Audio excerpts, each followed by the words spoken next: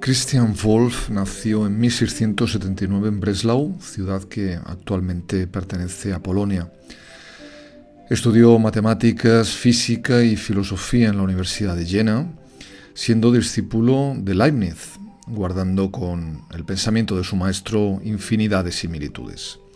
De hecho, la síntesis de la filosofía de Leibniz con la de Wolff es conocida, y siguiendo la propuesta de un importante estudioso de la filosofía de esta época, Wilfinger, como filosofía Leibniz-Wolffiana o racionalismo dogmático de Leibniz-Wolff.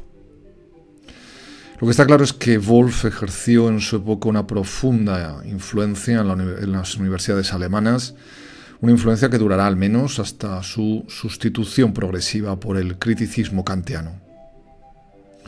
Y de hecho, creo que es casi indiscutible que la estética alemana antes de Kant va a estar fundamentalmente dominada por los seguidores de Wolff, entre ellos, como veremos, Baumgarten, Maya, Moses Mendelssohn, Sulza, entre otros. Pero antes de continuar, recordemos brevemente que en la primera mitad del siglo XVIII la estética alemana se estaba nutriendo de dos corrientes. Por un lado, el racionalismo francés, cartesiano, y por otro lado, el sensualismo inglés. Y lo que tanto Leibniz como su discípulo Wolff van a intentar elaborar es precisamente una peculiar síntesis de ambos sistemas. En todo caso, la filosofía de Wolff es un saber, digamos, escolástico, esto es, rigurosamente organizado y basado en un examen racional de los conceptos. En realidad, lo que buscó Wolff es un saber completo del mundo, un saber posible, en su opinión, a través del método de deducción lógico-ontológica, es decir, a través de un saber referido a verdades necesarias y cuya contradicción no fuese posible. Ciertamente, como señalaba Coplestone, la nota característica de su pensamiento es la confianza y la insistencia en la capacidad de la razón humana para conseguir certeza en el campo de la metafísica, incluido el conocimiento metafísico de Dios. Así, desde luego, no veremos en Wolff esa separación pietista entre la fe y la razón que tan importante será en los desarrollos de la filosofía ilustrada, ni tampoco, por tanto, el abandono de cuestiones de tipo metafísico y de corte, digamos, tradicional. Evidentemente, para un pensador que trabaja con conceptos claros, con conceptos distintos, en el sentido de estar claramente delimitados, con conceptos que deben ser comunicables por medio de palabras, podría parecer lógico que éste eludiera cuestiones de tipo estético, en donde los conceptos podrían no ser comunicables verbalmente, como es el caso, por ejemplo, de un color determinado, ¿verdad?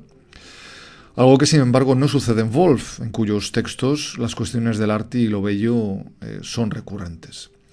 Pero antes de seguir por aquí, recordemos que Leibniz, el maestro de Wolff, había dicho que la percepción sensorial era un conocimiento claro, pero indistinto o confuso, puesto que comunica, decía Leibniz, representaciones compactadas, juntas, y no unas pocas, claramente separadas unas de otras, como pretende el discurso lógico.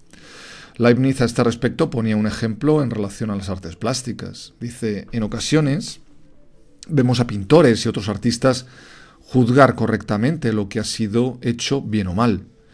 No obstante, a menudo son incapaces de dar una razón de su juicio más allá que decir al que les pregunte que la obra que les disgusta carece de algo, no sé el qué.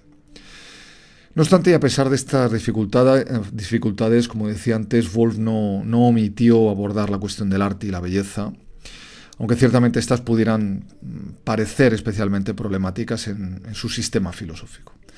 Muchas de sus consideraciones sobre el arte y lo bello aparecen en el texto que estamos ya viendo en alguna de estas imágenes, titulado Pensamientos racionales sobre Dios, el mundo y el alma del hombre, que vemos en esta edición, en su primera edición de 1719, así como Aparecerán también algunas ideas, algunas consideraciones sobre el arte y lo bello en un tratado sobre arquitectura que incluyó en su léxicon de las matemáticas.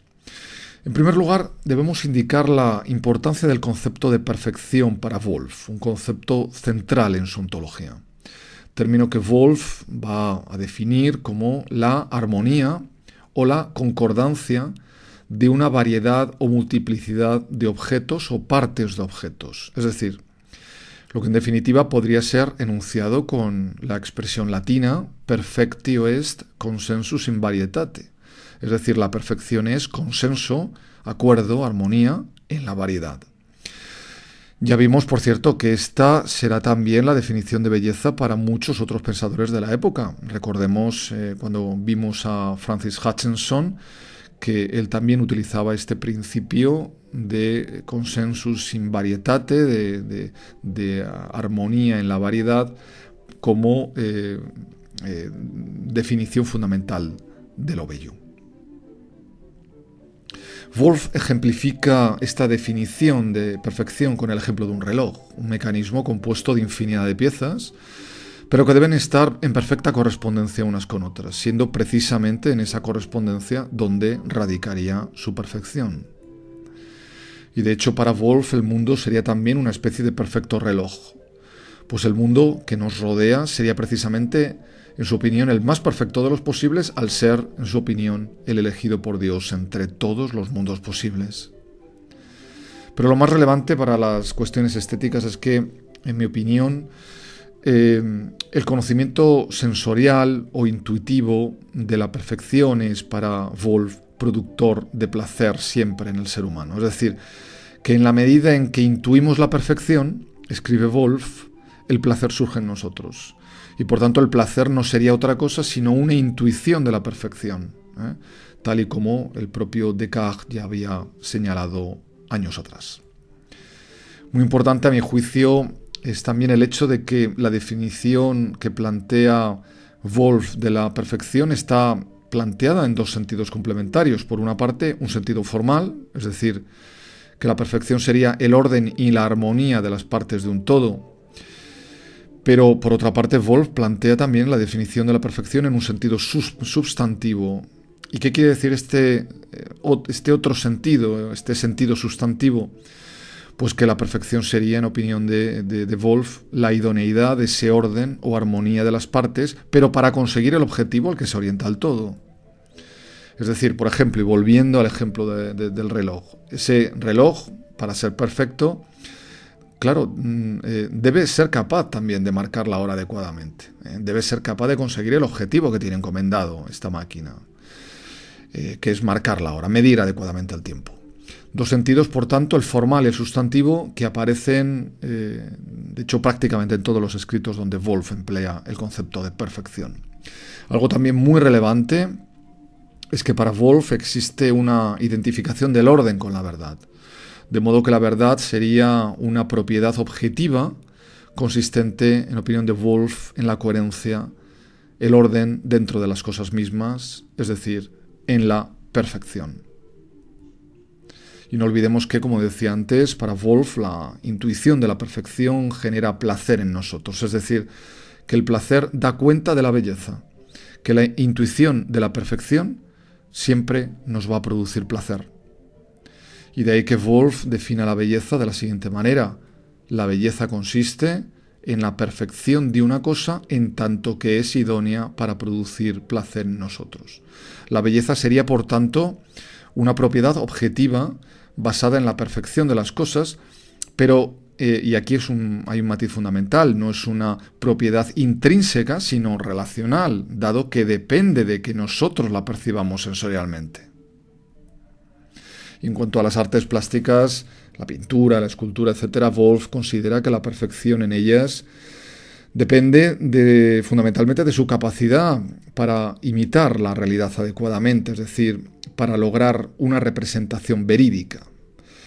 Es ahí donde estaría en realidad su perfección en ese sentido sustantivo del que antes hablaba. Por tanto, la perfección en la pintura consistiría en la similitud, en una precisa similitud. En todo caso, creo que aquí debemos entender que este sentido de la perfección en las artes plásticas de tipo sustantivo, como lo era el hecho de que un reloj, recordemos, tiene que ser capaz de marcar la hora, ha de venir ligada al sentido formal del concepto de perfección que también señalamos anteriormente, es decir, la perfección como el orden y la armonía de las partes de un todo.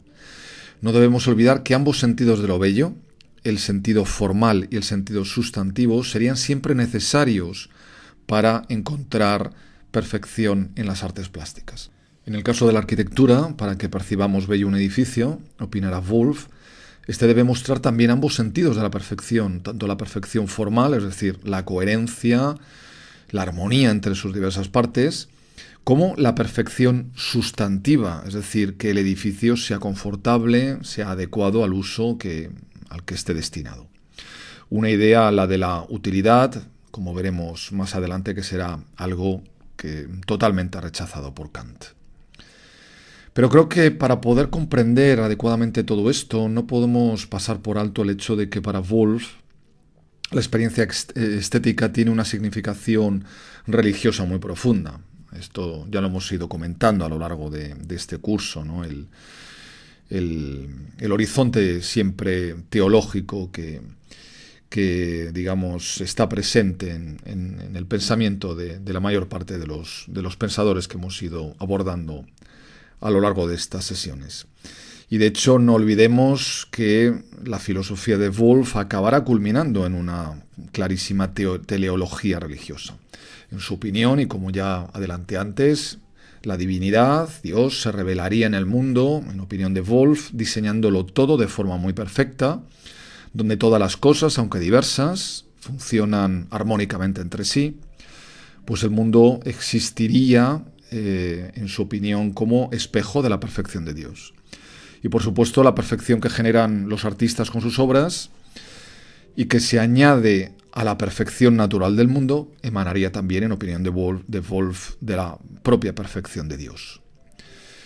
Por otro lado, no hay tampoco creo que pasar por alto que, y como no podría ser de otra manera, también su teoría moral se basa en la idea de la perfección.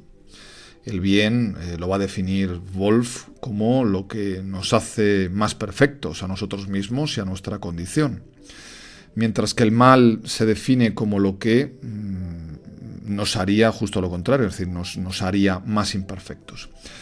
Y dado que, dice Wolf, solo queremos lo que consideramos bueno en el sentido perfectivo de nosotros mismos, y que no queremos nada que consideremos malo, actuaríamos siempre, podríamos decir, sub specie boni, es decir, siempre estaríamos en la búsqueda de lo bueno. Y es desde este matiz o valor perfectivo, es decir, desde lo que nos hace más perfectos, digamos, desde el que creo que podemos entender que la intuición de la perfección y por tanto la belleza en el mundo y en las artes produzca o produciría siempre placer en nosotros, ¿verdad? Pues en cierta manera nos perfecciona. Y como comenté al principio, la filosofía de Wolf será muy influyente durante muchos años en el contexto del pensamiento alemán, hasta que, como decía antes, la influencia de Kant en las universidades vaya acabando con el protagonismo del racionalismo de Leibniz y Wolf. Por otra parte, sus consideraciones sobre la belleza fueron pronto criticadas duramente por muchos teóricos de la época, sobre todo por Diderot, quien en su texto, en un texto que ya hemos comentado, Investigaciones filosóficas sobre el origen y naturaleza de lo bello, allí le dedicará a Diderot algunos comentarios que creo que conviene recordar aquí, aunque insisto en que ya más o menos los vimos en el tema que dedicamos a este pensador francés, pero que aquí yo creo que nos van a servir también o nos pueden servir a modo de pequeño resumen de lo que hemos visto también en esta presentación. Allí comentaba Diderot lo siguiente: Wolf dice en su Psicología que hay cosas que nos gustan y otras que nos desagradan y que la diferencia es lo que constituye lo bello y lo feo, que lo que nos gusta se llama bello y lo que nos desagrada es feo. Añade que la belleza consiste en la perfección, de modo que por la fuerza de la perfección, lo que está revestido de ella es capaz de producirnos placer. Pero es a partir de aquí donde comienza la crítica de Diderot. Es evidente que San Agustín había ido mucho más lejos en la consideración de lo bello que el filósofo leibniziano. Este, en primer lugar, parece pretender que una cosa es bella porque nos gusta, en lugar de pretender que si nos gusta es porque es bella, como Platón y San Agustín muy bien señalaron. Con lo que, finalmente, la conclusión que nos ofrece Diderot de la teoría de Wolff sobre lo bello es la siguiente, que Wolff confundió lo bello con el placer que produce y con la perfección. Aunque haya seres que gusten sin ser bellos, otros que sean bellos y no gusten, que todo ser sea susceptible de la última perfección y que los haya que no sean susceptibles de la menor belleza. De hecho, muchos años más tarde, Rosenkranz, en su Estética de lo feo, también cuestionará que la perfección sea un concepto directamente conectable con el de la belleza.